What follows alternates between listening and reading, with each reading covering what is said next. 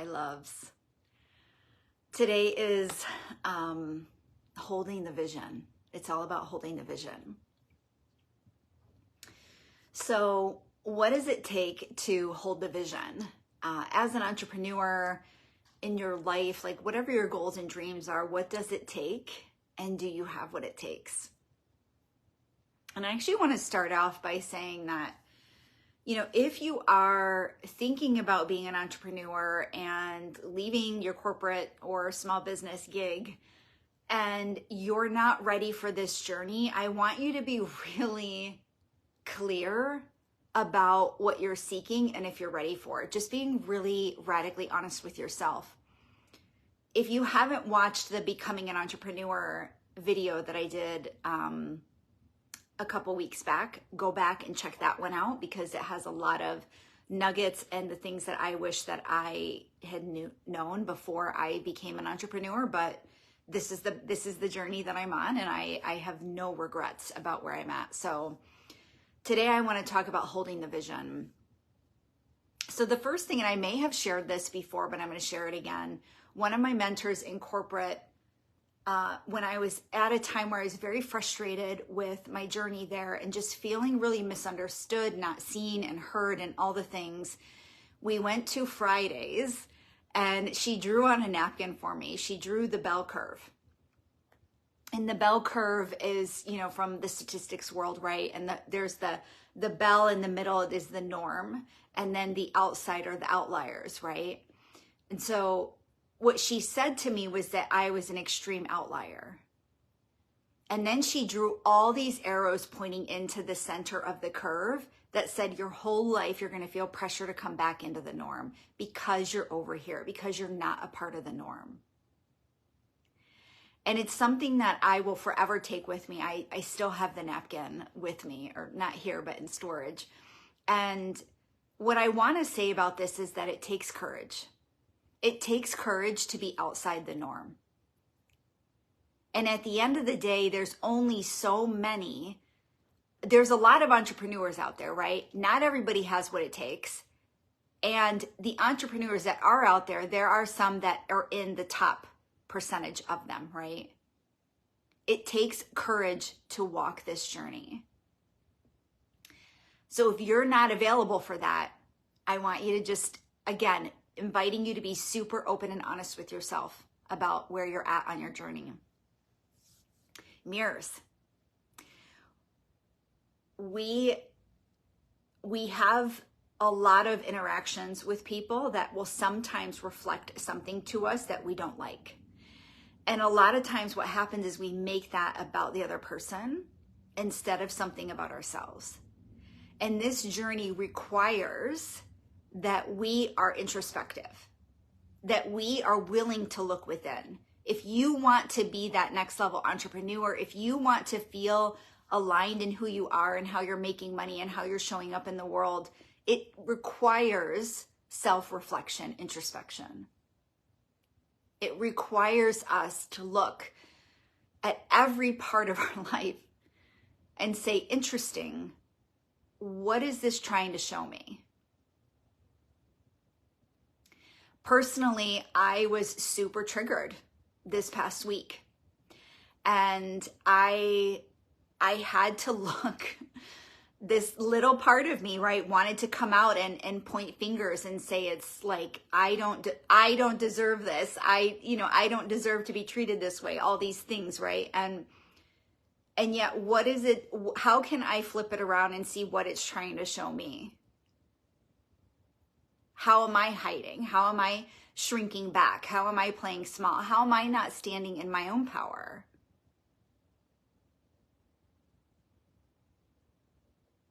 Right? One of the things I learned in my coaching journey was decide and divide. Not everyone is for you. Decide who you are and divide out the people who don't belong there. It takes courage. So many of us want to be liked. We want to be seen by another person. We make that mean something about us if we're not. And oftentimes we focus on the one person, right? My trigger this weekend, the one person that doesn't see us. And why do we do that? Because we're human. You know, there's nothing wrong with doing that. It's just a matter of how will you decide to respond to that. One of my favorite quotes, your reaction to me is a reflection of you. My response to you is an awareness of me. Let that sink in. How we respond matters. And if we're reactive to something, it's a reflection of us. It's a reflection of our own internal healing that is calling out to us. So it is our responsibility to look at that mirror. Even if you have to say, I hate you right now, but thank you. I know I'll find something in this at another time. Now is not that time, right? But can you hold that and journey within instead of reacting and projecting out? So watch your mirrors. One of my favorite mentors used to always say, you wouldn't be called to a game you couldn't play. The journey of entrepreneurship is a lot of ups and downs. You know, there's a lot to see, a lot to learn. There's going to be moments that bring up doubt. There's going to be moments that bring up extreme joy and gratitude. The full spectrum is there.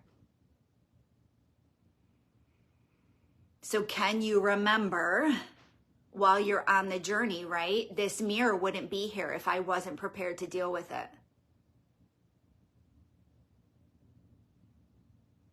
I wouldn't be called to step into this version of me if I wasn't meant to be her.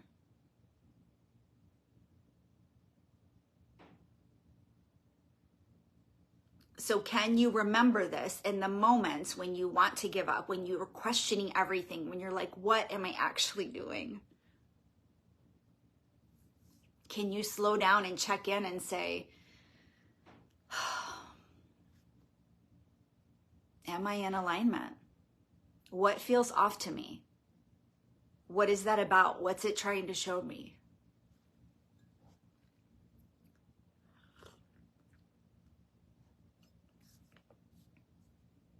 I find that the more that I move in my business, the more the universe responds back and understand. It's like the universe understands that I'm ready. Okay, I'm ready to be here now. And believe me, there have been plenty of times where I have sat back and been very inward. Sometimes we need that. We go through seasons. We ebb and flow through life seasonally. What season are you in? Can you honor that? Can you bring that energy out of your beingness and not make a rash decision to just up and decide, maybe this isn't for me? So much of our resistance is an invitation to lean in, not back. I wrote a beautiful article about this on my Substack, which I rarely write on, and I need to write again, but it's there if you want to check it out. Anchors and signs. This has been a big part of my journey in holding the vision. Honestly, angel numbers have been a big deal for me. You know, actually, the other day I was doing a breath work and I had this beautiful white jellyfish come to me. And when I looked it up in my spirit animal book, the message was to remember to hold the faith that everything that I ask for is coming. Right? That's a sign. That's an anchor, something I can hold on to. When I see angel numbers, every time that I'm traveling, because I travel full time, I see angel numbers all over the place on the road. And I just know that I am right where I need to be. You know, that may sound silly to some people. It doesn't matter. You know, what matters is what feels good and right to me. What is my anchor? So find those things, find those anchors that remind you. Some people like mantras and, and just in saying those daily affirmations to themselves. Some people like doing that. Whatever that is for you, own it and lean into those, especially in those moments of doubt. Ask and ask to see a sign, if you're doubting. Show me a sign, show me something, open the doors that are meant for me. You can ask for what you want. This isn't about just sitting back and waiting, or sitting back and saying like, I don't know why nothing is showing up for me here. That's why the more you move, the more the universe shows back up and says, okay, she's ready.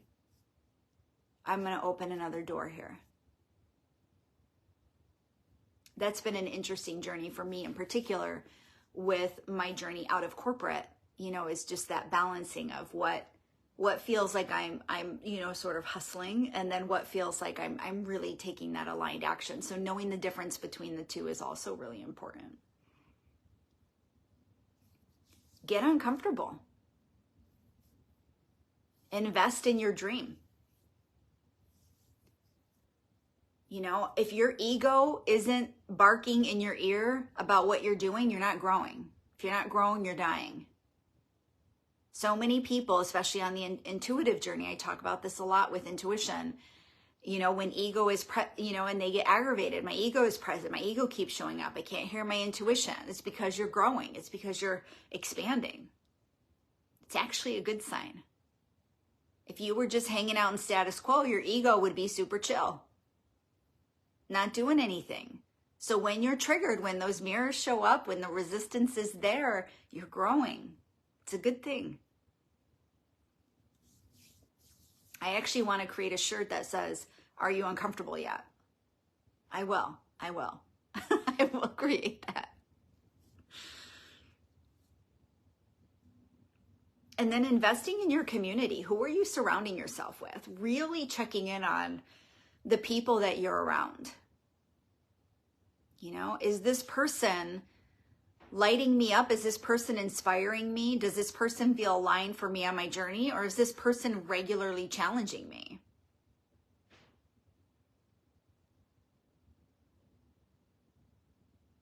Early on in my journey, my parents used to ask all the time how my business was going. Right? How's your business going? How's your business going? How's your business going? I didn't have the safety I had in corporate in my business at that time, right? And at some point I had to say, like, I need you to not ask me about my business right now. Let me be on my journey. I'm okay. And if you want to hold an energy for me, hold the energy that I'm going to be wildly successful, because I am. But the worry isn't serving me. So let's do both of ourselves a favor, release that, and just hold this other vision. These are things you can ask for if somebody is in your circle that you want to shift. I'm not available for that. It's okay. And if they can't understand that, they're not meant to be there. But do whatever it takes to get in a community, to be around people that inspire you, that light you up. Whether that's a mastermind, hiring a coach. Hi, I'm a coach. And if it's not me, then hire somebody that speaks to you, that speaks your language, that when they speak, your soul lights up and you're like, yes, I felt that. That's a soul-to-soul connection. Follow that. I always encourage that. And if you need a recommendation, reach out to me. I have a huge network of coaches. I love referring. Early on in my journey, also, I used to listen to a lot of podcasts. When I couldn't afford to hire a mentor, I would listen to podcasts. How can I absorb, free classes, podcasts? How can I be in the energy of where I want to be, where I'm aspiring to be? This is just like journaling. I may have mentioned this before too. Like when we journal about the things that are going on in our life and where we've been, it can perpetuate the same energy, right? So journaling from a space of where you desire to be, tuning into your higher self. What does she want to say about what you're doing? I call it channel journaling. Same thing with podcasts, right? Like being in the energy of people that you aspire to be in. If you're in circles that show up, and where I used to live, a lot of my neighbors would invite me over all the time, but they would sit there and complain a lot. And I was like, I'm just not available for this. Like, I want to be a friendly neighbor, but I'm not going to come over and just listen to you complain all the time. It's not fun to me. You know, notice the environment that you're in. Environment is everything, everything. That's the decide and divide piece too, right? This is what I stand for. This is what I stand against. And if we're not on the same page with that, that's okay. We don't have to be. And then decide which of those matter enough for somebody to be in or out of your circle. What are the things that you really value a lot and the things that you just won't tolerate? But there's a difference between that and, you know, like somebody has a difference of opinion about something, and I respect that. You know, I respect that. That's your journey. That's your opinion. That's your experience. And that's beautiful. It doesn't have to be mine. But there's a difference. We can hold space for some of that sometimes. And by holding space, I mean that we can actually witness someone else in their difference and still hold what we believe in. Again, as long as it's not so, you know, starkly different from our values, that it's just not the energy we want to be in, right? Just really understanding that difference and choosing yourself, choosing that you matter, your perspective matters, and it doesn't even matter where you're at in your journey. Because if you decide the journey of growth, if you are on that journey, that will all reveal itself for you. So now if you've pushed someone out of your life that you're like, oh, well, back then I couldn't handle it, but now I welcome it, and you reach back out and open the door, right? This is the beauty of the journey.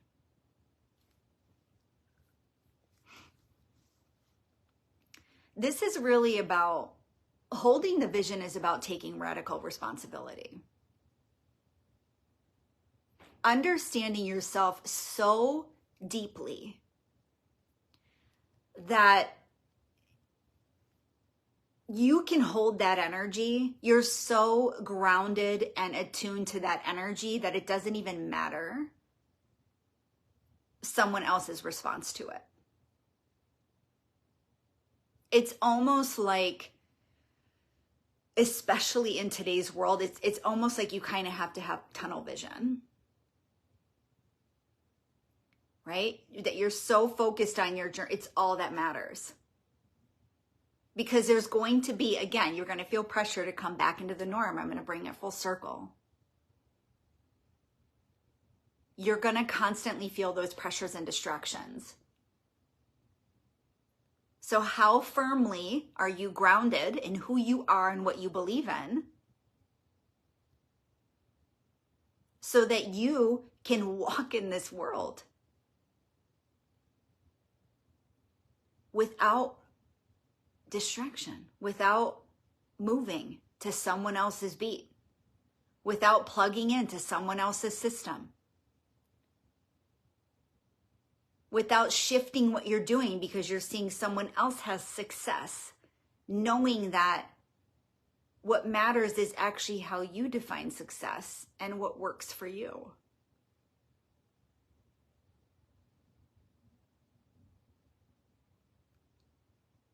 So if you are, again, contemplating entrepreneurship,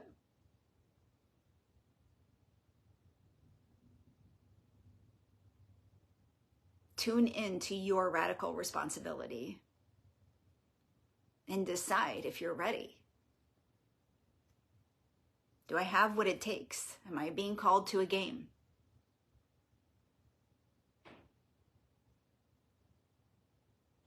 Not everyone is meant to do this.